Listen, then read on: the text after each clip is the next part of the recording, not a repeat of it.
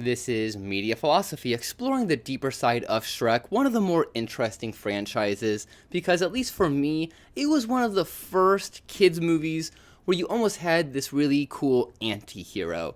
And I know he wasn't the first anti-hero introduced in kids' media, but it seemed like one of the first ones for me that at least really resonated with me, and obviously a bunch of other people, because I would say at least for the kids that were born in like the 90s, Shrek was this cultural icon. We've never seen a character like him before, and we never saw a movie like Shrek before.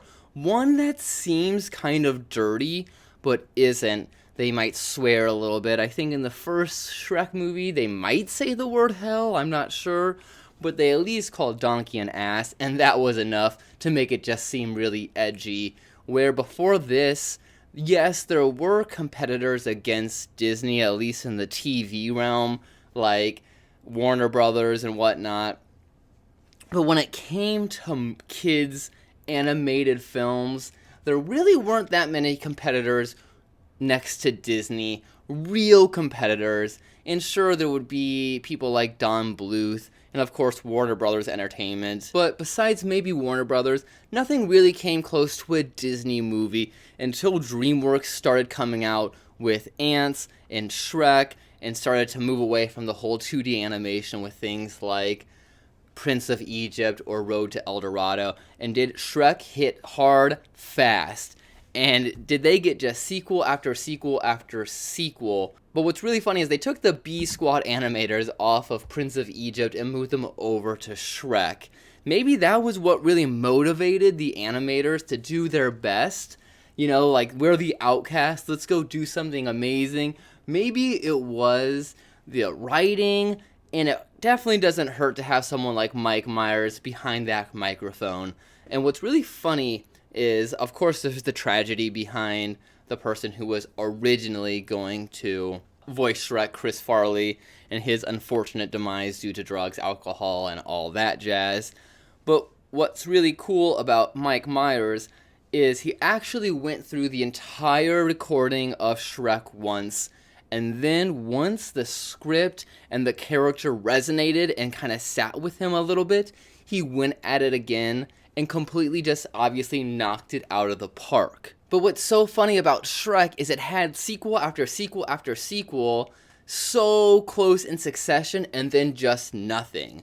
And I don't know if it's because of Mike Myers, I don't know if it's because of the people behind Shrek, but it's so weird because DreamWorks to me is a studio known for making sequels, especially compared to so many other companies. Like, well, I mean, right now, I guess the big three would be Disney, Illumination, and DreamWorks. And out of the three, DreamWorks and Illumination, I would say, leans way harder into the sequels than Disney. Disney's starting to dip their toes a little bit more into the theatrical releases of sequels. They've always made their sequels, but it's a little bit different now. But that's a video for another day. But with Shrek, yeah, they made Shrek 1, 2, Shrek the Third, Shrek Forever After.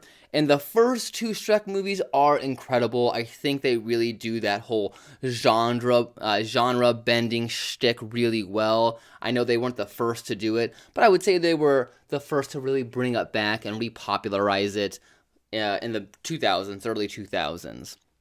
But while those did so well, even as a kid, Shrek the Third, I remember seeing Shrek the Third, not in theaters, but at home through renting. And even as a kid, I was like, this is awful. I don't even think I watched it all the way through the first time. It was just so uninspired.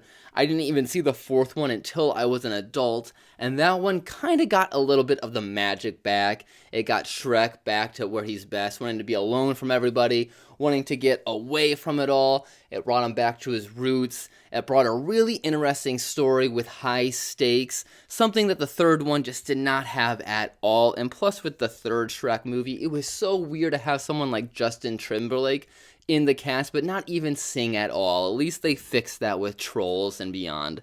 But regardless, The Shrek series is now coming out, I believe, with a fifth movie. We will see what actually happens with that, because now DreamWorks is no longer making movies in-house. They are now, I don't know exactly how it works, but contracting out to studios.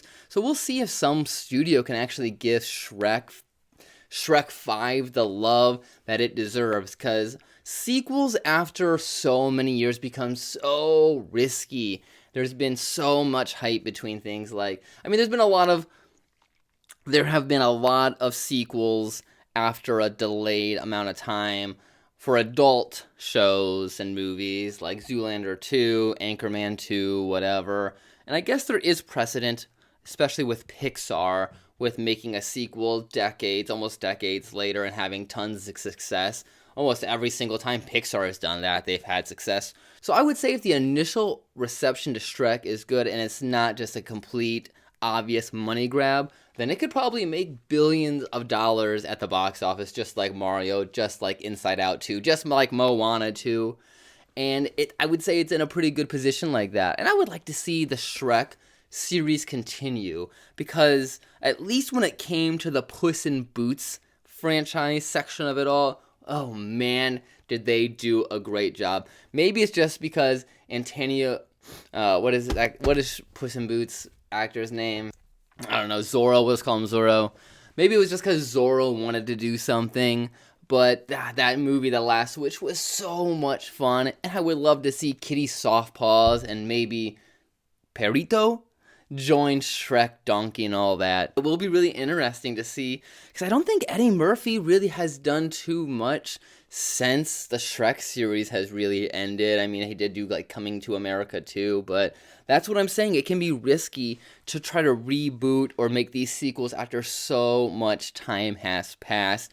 Are the actors going to have it? Are they going to put their heart and soul into it? Is Mike Myers defeated after just his failures with the Love Guru and all his other endeavors? I mean, he has just been a shut-in since, I wouldn't say, like 2010, around there. So I bet, again, he still has it, though. I mean, these are professional actors.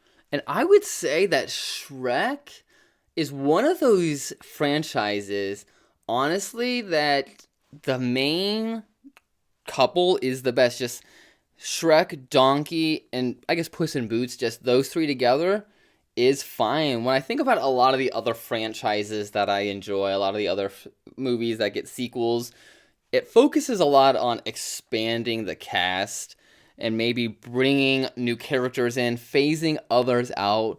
Where with Shrek, it has just sort of been the same trio, quad group since the beginning. It's been, Shrek, Fiona, Donkey, and then since the sequel, you've had Puss in Boots added. I guess they've had kids here and there. They haven't really played too much of a role, I would say, in the second or third movie. In the third or fourth movie. I don't even know if they were in the third movie, honestly.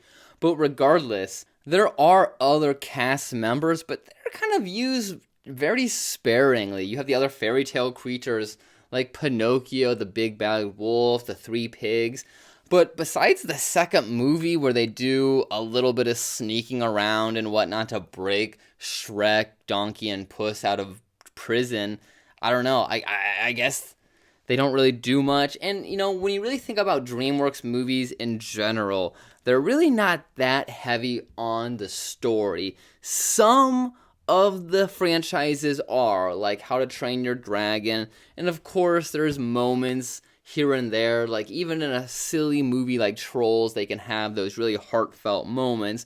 But I would say if we're looking at an overall tone for DreamWorks movies, for Shrek movies in particular, they're mostly really silly. Yes, they are stories with beginning, middle, and ends, but I would just say, like, as a whole, compared to things like a lot of Disney or Pixar films, they just don't have that emotional impact.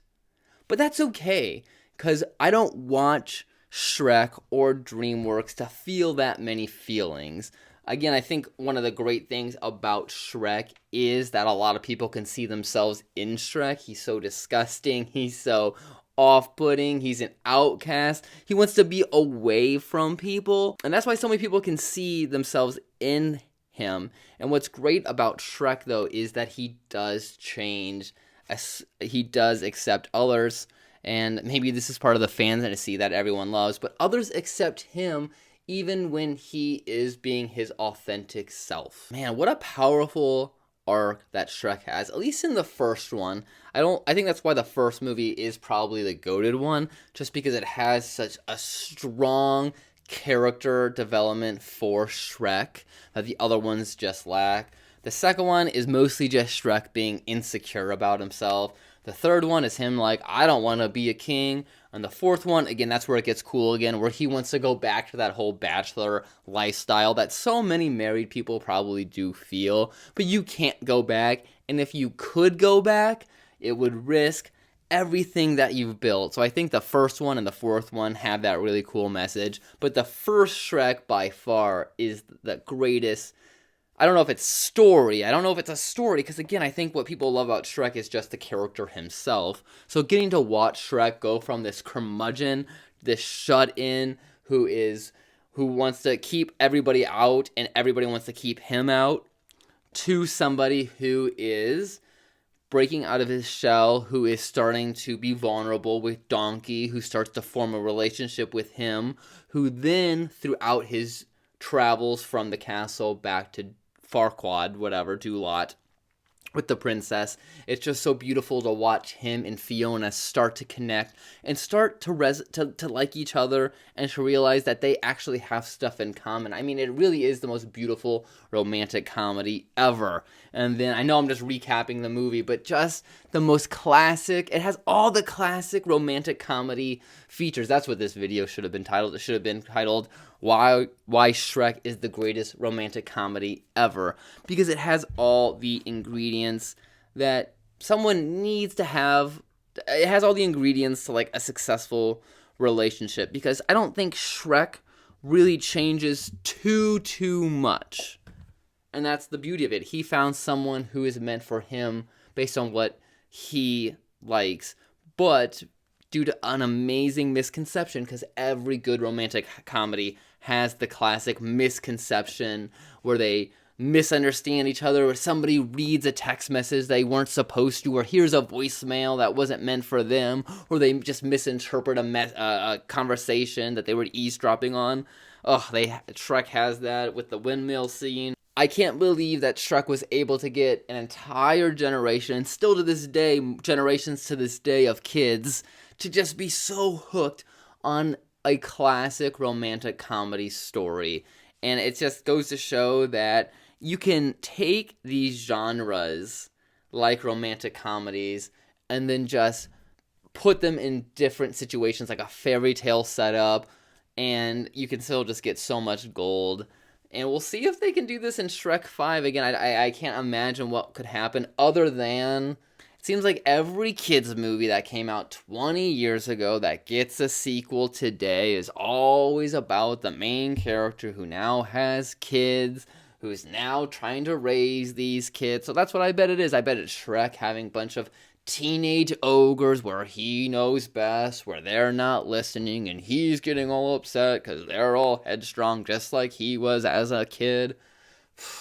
It's so predictable. Now I'm almost not excited for Shrek. I want to put money down on that right now. Where's the Vegas odds? Come on, let's open up Vegas. They'll take a bet for anybody. If someone's up for a little action, leave a comment. We'll try to make something work out. But yeah, 100% that's going to be what the plot for Shrek 5 is. No doubt about it. But we'll see if the people at Pixar are a little bit more creative than I am and are able... But we'll see if the people at Pixar are able to cook up a little bit more of a creative story than what I can dream up. This is Media Philosophy, exploring the deeper side of entertainment.